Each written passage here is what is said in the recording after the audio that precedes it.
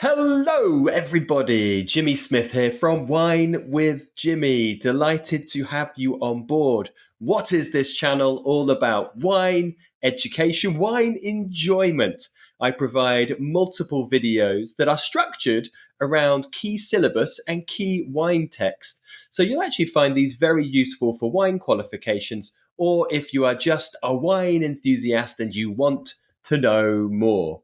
Here we have a video looking at the standard options for producing sparkling wines. So this is actually an overview on sort of general topics of sparkling wine production.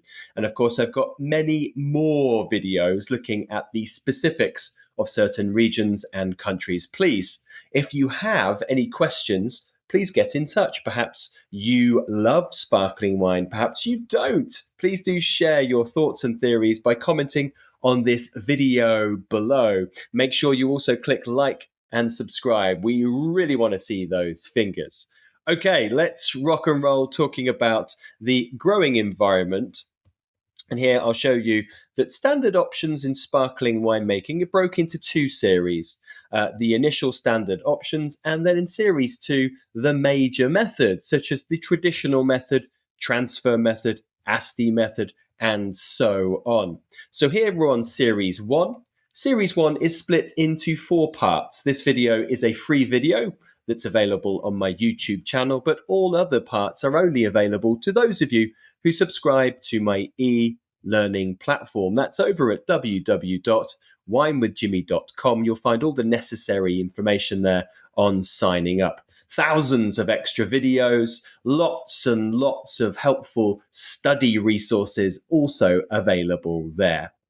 Okay, so let's start talking about the growing environment to begin with. There's a beautiful picture there of Champagne. So we are looking really here at cool climates. Cool climates where grapes struggle to ripen are ideal for the production of sparkling wines. The grapes are just ripe in flavour, but then because they are only really on the early stages of their ripeness, they are very high in natural acidity, which is very much required for the production of sparkling wines. Certainly traditional method where you need high acidity to give freshness, but also balance the extensive lees aging that the wine may go through. So sugar accumulates slowly in these cool climates, giving still base wines with low alcohol. Typically, you'll see it up on your slide here, 9 to 11% ABV. Why? Well, this is necessary because the second fermentation used in many methods of making sparkling wines will produce an additional alcohol of around 1 to 2% ABV. So, of course, we don't want a base wine of 12% and then adding an extra 2, bringing it to 14, because that will seem unbalanced with its high amounts of alcohol. So now talking about the location where we find grape growing. Grapes for sparkling wine, therefore, will tend to be grown in regions that are at quite high latitudes, such as England, yay! Champagne, but also places like Tasmania, but also areas that will experience cooling influences, such as those that are found near the coast, like Sonoma County in California, where we find in Los Carneros, Domaine Carneros, for example, or those that are at high altitudes, of course, experiencing cooler conditions, such as the vineyards that go into the Alps in the Trento dock. So that is in the Trentino area of Italy, in the north of Italy. Here are some of the famous production of Ferrari in the Trento dock. Now, of course, there will be wines that are made sparkling in warmer places. In those warmer areas, the grapes tend to have riper fruit flavours and lower acids, like Cava, for instance, compared to those places that are grown in cooler sites. Now, this may be desirable for more short-aged wines, so those that are made via, let's say, the tank method, or will have a short time on lees aging via the transfer method or traditional method. So this means that the fruit will provide the dominant flavour characteristic with these styles of wine and not the secondary autolytic characters. But these make very approachable, often very fruit-forward expressions of sparkling wines. And really, less expensive sparkling wines may be grown in areas where the land is cheap and it's easier to cultivate, of course, with often flatter, fertile plains, like you'll see just here. In some cases, grapes for sparkling wines are grown in places that are simply less suitable or unsuitable for still wines, where the concentration will not be achieved and the ripeness needed for good quality still wines would not be achieved. Now, there has been this model in my country, in Old Blighty, in England, where about 70% of the production here is sparkling wine because we need fairly neutral, acidic base wines for those traditional method. But of course, with climate change and better understanding, there is greater focus on still wines in this country, but still the tradition remains to make traditional sparkling wines due to the climatic conditions. The key grape varieties in place are the most commonly used varieties to make premium and super premium sparkling wines are, of course, the famous two of Chardonnay and Pinot Noir, Pinot Noir being a parent of Chardonnay. Now, Chardonnay is well suited to the production of autolytic styles of sparkling wines. These wines are noted for their aromas that include things like biscuit, brioche. Biscuit, by the way, if you're over the big pond, a graham cracker, for example. But other characteristics like bread dough, pastry as well. You've only got to look at your systematic approach tasting card at that category that says autolysis.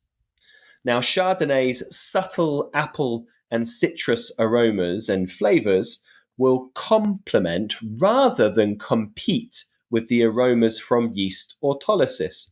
We always like something like an apple strudel, right? You got the apple, you got the pastry, and here this happens with Chardonnay going through autolysis. Now, its early ripening of fruit flavors is an asset in cool conditions. Remembering that we are picking these grapes early for the production of sparkling wine. It also retains the high levels of acidity and the low levels of alcohol needed for the production of sparkling wines, whilst avoiding underripe flavors and aromas. Thus, it brings apple, citrus, high acidity to a blend. The other variety, of course, is actually we've got a little bit more here on Chardonnay. I do apologize. We know it's early budding and early ripening. Just been talking about early ripening, an asset, but its early budding means, of course, it does make it vulnerable to spring frost.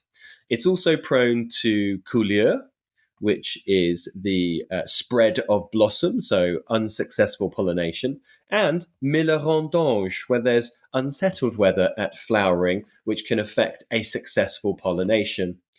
It also has more disease resistance than Pinot Noir, but it is susceptible to the likes of powdery mildew, the onslaught of grapevine yellows, and to bunch rot in wet periods before harvest.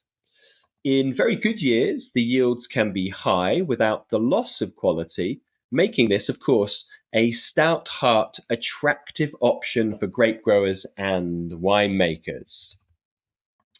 The second grape, then, of course, is Pinot Noir. This is also early budding and early ripening, so therefore it's on the same level as Chardonnay.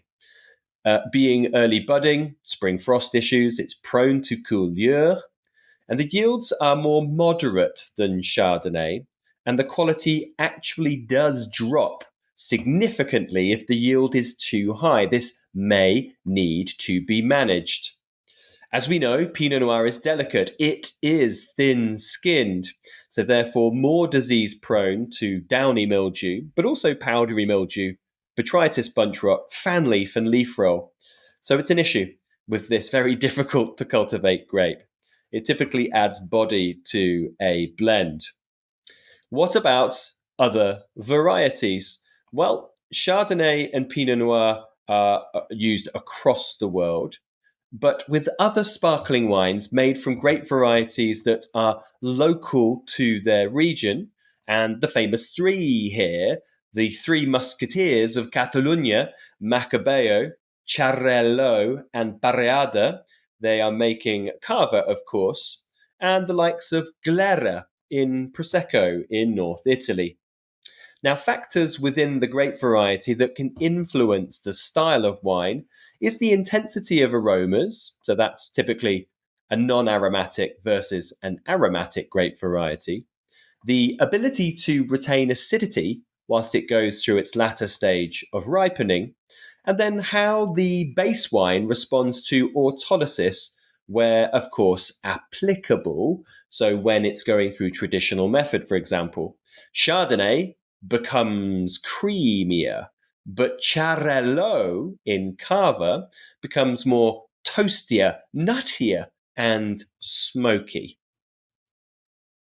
So that brings me to a conclusion for part one. I do hope you've enjoyed learning about some of the general concepts there for the growing environment and grape varieties for sparkling wines of the world. Please do join me for part two, which looks at vineyard management and harvesting. As mentioned earlier, part two, along with 3 and 4, are only available to those of you who subscribe to my e-learning platform. That's over at www.winewithjimmy.com. Once again, if you have any questions or any comments to leave, please do so in the comments section below this video. But until next time, I've been Jimmy Smith. Ciao for now. Goodbye.